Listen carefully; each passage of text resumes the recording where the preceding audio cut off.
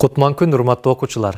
Биз бүгүнкү класстык саатыбызда силер менен биргеликте «Кандай болсоң, ошондой көрүн» же «Кандай көрүнсөң, ошондой бол» деген теманын үстүндө кеп кылабыз. Бүгүнкү сабакты мен Ош шаарындагы номер 52 Кыргыз-Түрк достугу мектеп лицейинин мугалими Илгиз Шамырзаев алып барамын. Биздин бүгүнкү сабагыбыз төмөнкү максаттарды көздөйт. Балдар, бүгүнкү сабактын жүрүшүндө силер адамдын кулук мүнөзүндөгү жасалмалуулук сапат жөнүндө түшүнүк аласыңар. Туруш турпатыңар кандай болсо, ошол калыпта жүрүүгө үйрөнөсүңөр, жасалмалуулуктун кесепетин билесиңер. Урматтуу окуучулар, силердеги кайсыл сапат өзүңөргө жагат? Ал эми кайсыл сапатыңар өзүңөргө жакпайт? Келгиле, өзүбүздөгү оң жана терс сапаттар жөнүндө ой жүгүртүп көрөлү. Азаматсыңар. Балдар, адам баласынын өзүн-өзү талдоосу, өзүн-өзү таразалоосу албетте кыйын иш дегилечи. А бирок ошентсе да силер өзүңөрдөгү оң жана терс сапаттарыңарды билесиңер. Элестеткиле, эгерде мен силерден өзүңөрдөгү оң жана терс сапаттарыңар тууралуу мага айтып берүүңөрдү сурана турган болсом, анда силер баарын жашырбай мага айтып берүүгө даяр белеңер. Азаматсыңар, эгерде силер өзүңөрдөгү терс сапаттарыңар жөнүндө мага баарын ачык, эч нерсени жашырбай айтып бере турган болсоңор, анда силер жашоодо кандай адам болсоңор өзүңөрдү ошондой көрсөтүүгө аракет кылган адам болосуңар. Ал эми өзүңөрдөгү терс сапаттарды жашырып, өзүңөрдөгү жок сапаттарды эле мага айтып берүү менен силер өзүңөрдү жасалмалуулукка, силер өзүңөрдү кубултууга үйрөнөсүңөр. Андыктан бүгүнкү сабагыбыз дал ушул суроолорго жооп издейт. Азыр болсо силер менен биргеликте сабагыбыздын темасына ылайык келген, өзгөрүүсү келген, өзүн башкаларга окшотуп, өзүн кубултуп, өзүндөгү жок нерселерди өзүндө жаратууну каалаган кумурсканын окуясы жөнүндө айтып бергим келип турат. Албетте, бул кумурсканын окуясы дегилечи. А бирок дал ошол аллегориялык каармандар аркылуу адамдардын иш-аракеттери, алардын мүнөздөрү чагылдырылат эмеспи? Андай болсо, бул окуяга биргеликте назар салгыла. Өзгөргүсү келген кумурска. Бала кумурска окшош күндөрдүн тажады. Ал ар дайым өзүн бир туугандарынан башкача сезе берчү. Күндөрдүн биринде анын дагы ошол адаты кармап, саякаттап жөнөдү. Ал бир топ жол жүргөндөн кийин ойноп жүргөн көпөлөктөргө кезикти. Кумурсканы көргөн көпөлөктөр: "Сен кандай жаныбарсың? Бул жерде эмне кылып жүрөсүң?" деп суракка алып киришти. Алардын сөзүнө кулак салган кумурска булардан жалтанып койбой: Мен көпөлөкмүн" деди. Анын жообун уккан көпөлөктөр боору эзилгенче күлүштү. Аларга ачуусу келген кумурска: "Эмне күлөсүңөр? Мен деген көпөлөк болгум келет. Мага канат бергиле" деди. Көпөлөктөр макул болушуп, ага канат беришти. А бирок ал канчалык аракет жасаса да уча албай койду. Анын бул кыймыл-аракетине ачууланган көпөлөктөр аны кууп жиберишти. Кумурска болсо андан ары жолун улады. Бир топ убакыт өткөндөн кийин ийнеликтерге кезикти. Аларга карап: "Мен деген ийнеликмин" деп айтты. А бирок ийнеликтер анын сөзүнө ишенишпей, түгүл жандарына жакын жолотушпай кууп жиберишти.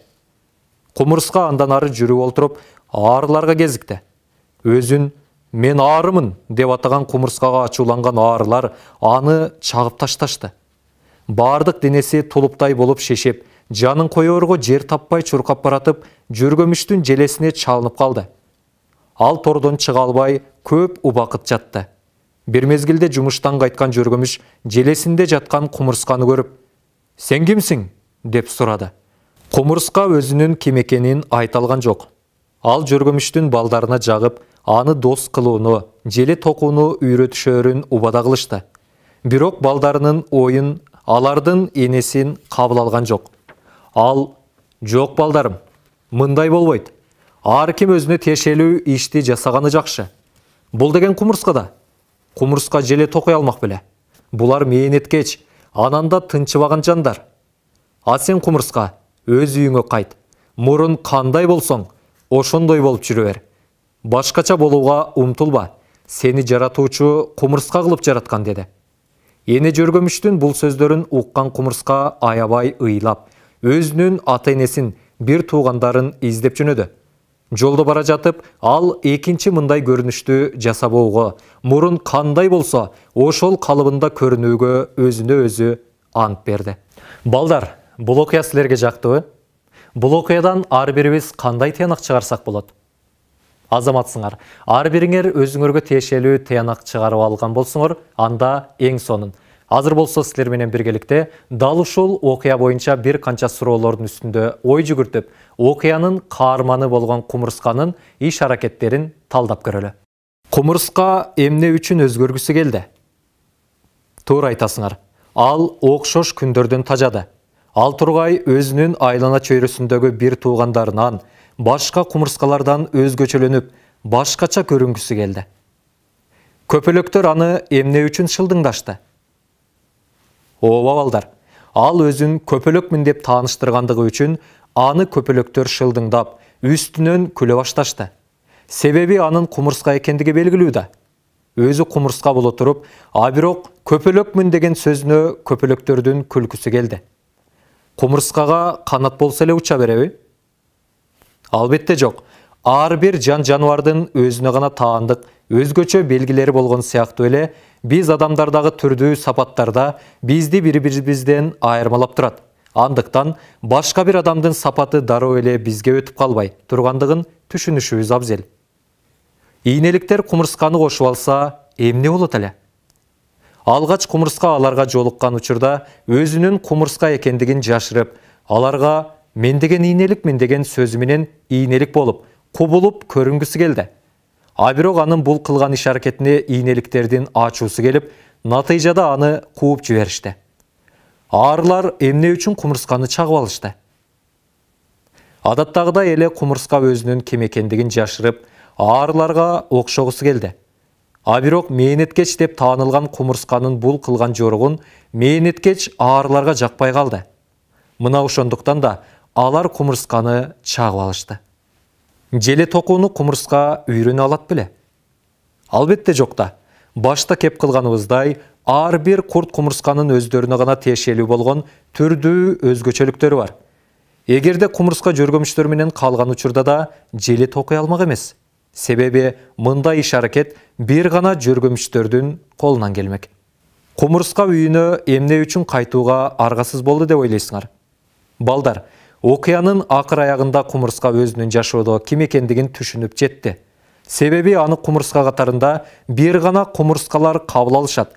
Ал эми ал канчалык башка курт кумурскаларга окшогусу келсе да, баары бир анын кумурска экендиги айныгыс чындык эмеспи? Кымбаттуу окуучулар, биз силер менен биргеликте өзгөргүсү келген кумурска жөнүндө сөз кылдык. Айткылачы, жашоодо дал ушул кумурска сыяктуу адамдар кездешеби? Албетте, силер туура айтасыңар. Жашоодо өзүн өзгөртүп, өзүндөгү жок сапаттарды бар кылып көрсөтүп, айлана чөйрөсүндөгү адамдарга башкача көрүнгүсү келген адамдар кездешет. А бирок дал ушул окуянын натыйжасында биз ар бирибиз өзүбүздө жок терс сапаттарды бар кылып көрсөтүү, өзүбүздөгү жок эле нерселерди коомчулукка бар кылып тааныштыруунун кесепети тууралуу маалыматка ээ болдук. Андай болсо, сабагыбызды андан ары улантабыз. Сабагыбызда мен силерге айтып берүүчү кезектеги окуя дал ушундай эле окуя болуп эсептелинет. Келгиле, андай болсо силер менен биргеликте дал ошол окуяга назар салалы. Кымбат баалуу Каухар таш кимдики? Мээримдүү бир бай адамдын 3 уулу болот.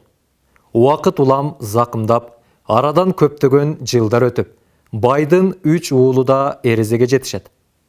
Карып калган ата болсо өзүнүн баардык байлыгын балдарына бөлүп берүүнү максат кылат да, байлыкты баардыгына бирдей кылып бөлүп берет.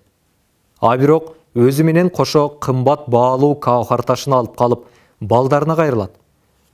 Бул таш аябагандай кымбат баалуу таш. Эгерде силердин араңардан кимиңер эч кимдин күчү жете бербеген ишти аткарсаңар, мына ошонуңар гана колумдагы кымбат баалуу таш менен сыйланасыңар, деп айтат. Арадан бир нече күндөр өткөндөн кийин чоң уулу атасынын алдына келип, өзүнүн кымбат баалуу Каухар ташына татыктуулугун айтат.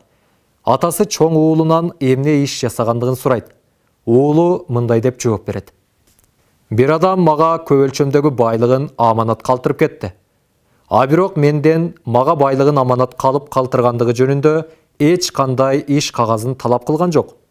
Анын үстүнө бул ишке эч ким күбө да болгон жок. Ушул себептен да мен анын байлыгын кайтарып бербестен алып койсом болот болчу. А бирок мен Каухар ташка татыктуулугумду ойлоп, анын байлыгын кайтарып бердим, деп айтат. Анда атасы: "Уулум, мен сага Каухар ташты бере албаймын. Себеби аманатты сактай билүү жана аны өз ээсине кайтаруу ар бир адамдын милдети", деп айтат. Ошол учурда ортончу уулу келип: "Ата, мен чын эле Каухар ташы менен сыйлануучу иш жасадым", деп төшүн кагат. "Уулум, мага айтчы, сен Каухар ташына татыктуу болуу үчүн кандай иш жасадың?" деп суроо узатат атасы. "Мен деңиз жээгинде эс алып жүргөнүмдө кокусунан деңизде чөгүп жаткан бир баланы көрдүм. Мен дароо эле аны куткардым да апасына алып барып бердим. Мен куткарып калган бала апасынын жалгыз уулу экен." Уулунун сөздөрүн кунт коюп уккан атасы: "Сен жакшы иш жасапсың. А бирок мен сага Каухар ташымды бере албаймын. Себеби бул ишиңди башкалар да жасай алат. Адамдар ар дайым бири-бирине жардам берүүсү керек", деп айтат. Бул учурда кенже уулу да кирип келет да өзүнүн жасаган ишин Каухар ташына татыктуу деп эсептегенин билдирет. Атасы андан кандай ишти жасагандыгын сурайт. Уулу атасына карап: "Караңгы түндөрдүн биринде менин эң коркунучтуу душманымдын токойдо уктап жатканын көрүп калдым. Ал мага аябагандай көп азаптарды берген болчу. Мен аны таштап кетип калышым мүмкүн эле, себеби ал менин өз ыктыярым. Ошол учурда аны суу ташкыны каптап кетиши жана каргашалуу бул окуядан ал тирүү калбастыгы анык эле. А бирок мен ага жардам бердим да кайрадан өз жолумду уладым." Уулунун бул сөздөрүн угуп турган атасы аны койнуна бекем кыса: "Сенин бул жасаган ишиң канчалык акылдуу жана сенин колуңдагы кымбат баалуу Каухар ташына татыктуу экениңди көрсөттү", деп кенже уулун Каухар таш менен сыйлайт. Балдар, бул окуядан силер кандай өзгөчөлүктөрдү байкадыңар? Бул окуяда кездешкен каармандардын арасында өзүн өзгөчөлөнтүп, өзүн кубултуп, башкача көрүнгүсү келген каармандар болдубу? Келгиле, андай болсо силер менен биргеликте ар бир каармандын иш-аракеттерине талдоо жүргүзөлү. Бул окуядагы башка бир адамдын аманатын сактап берген адамды жакшы адам деп эсептөөгө болобу? Албетте, атасынын кымбат баалуу Каухар ташына ээ болуу максатында ал аманатты ээсине толугу менен тапшырды. Бул жакшы көрүнүш. А бирок эч кимдин күчү жетпеген жакшылык иш үчүн баалуу таш убадаланбаганда, а балким ал аманатка кыянат кылмакта. Муну ал өз сөзүндө да белгилеп кетүүдө. Демек, уулдарынын эң улуусун кандай болсо ошондой көрүндү деп тыянак чыгаруудан алыспыз. Ал эми чөгүп бара жаткан баланы куткарган адамчы? Аны кандай адам болсо ошондой көрүнө алды деп эсептесек болобу? Албетте, бул суроого так жооп берүү бир канча татаал иш. Ал анткени эч кимдин күчү жетпеген кандай жакшылык жасасам экен деп изденип жүргөн ортончу уулу капысынан эле чөгүп бара жаткан баланы көрүп, аны куткарып калды.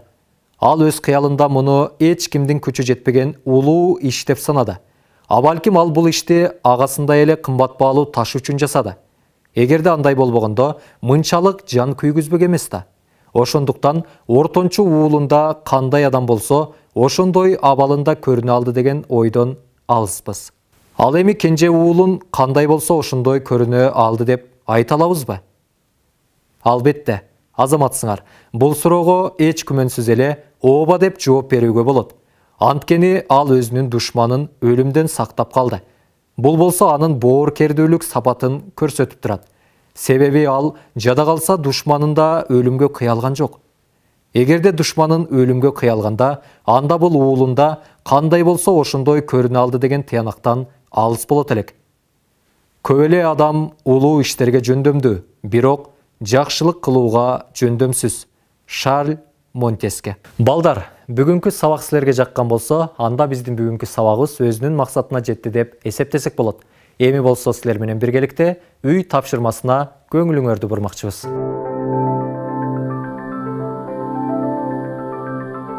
Төмөнкү макалда айтылган элдик накыл сөз тууралуу түшүнүүңөрдү жумушчу дептерлериңерге жазып келгиле. Жаман жоруктарды жасасаң, ал адатка айланат. Адатка айландырсаң, акыры мүнөзгө айланат. Мүнөздүн акыры тагдыр. Балдар, Ушуну менен биздин бүгүнкү класстык саатыбыз өзүнүн жыйынтыгына келип жетти. Кайрадан кийинки класстык саатта көрүшкөнчө баардыгыңар сак саламатта тургула.